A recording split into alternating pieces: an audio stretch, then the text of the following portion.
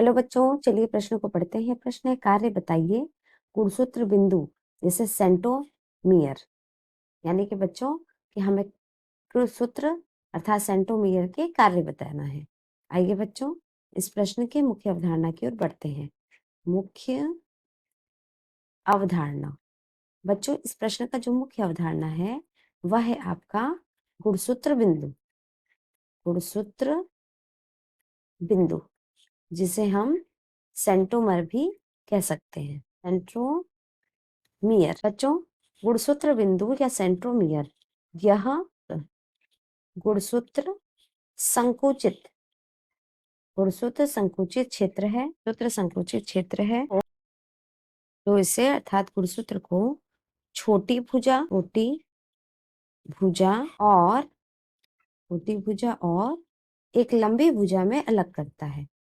एक लंबी भुजा में अलग करता है। यह गुणसूत्र के केंद्र में स्थित होता है। केंद्र में होता है। पर बच्चों यह निश्चित करता है कि यह कौन से वाले गुणसूत्र पर है। कभी कभी यह किनारों पे भी पाए जाते हैं। आइए बच्चों जैसा कि प्रश्न में बोला है कि इसके कार्य बताइए, तो आइए हम इसके कार्य को देख लेते हैं। बच्चों यह दो बहन क्रोमेटिड जोड़ता है तथा स्पिंडल फाइबर को जोड़ने के बिंदु के रूप में भी जाना जाता है। कोशिका विभाजन के समय बच्चों यह गुणसूत्रों को संरेखित और अलग करना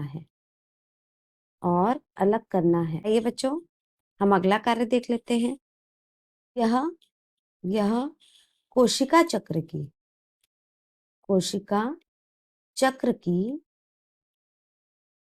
प्रगति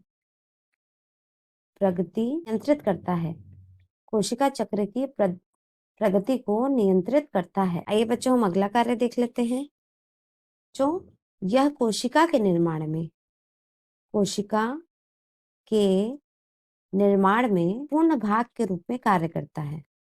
महत्वपूर्ण भाग के रूप में कार्य करता है कि बच्चों क्योंकि यह गुणसूत्रों को बांधने के लिए जिम्मेदार है।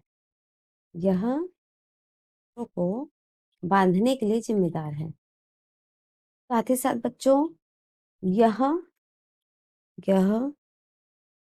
बहन क्रोमेटिड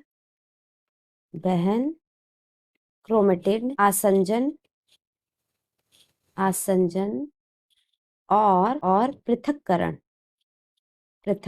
साथ ही साथ गुणसूत्र आंदोलन सूक्ष्म नलिका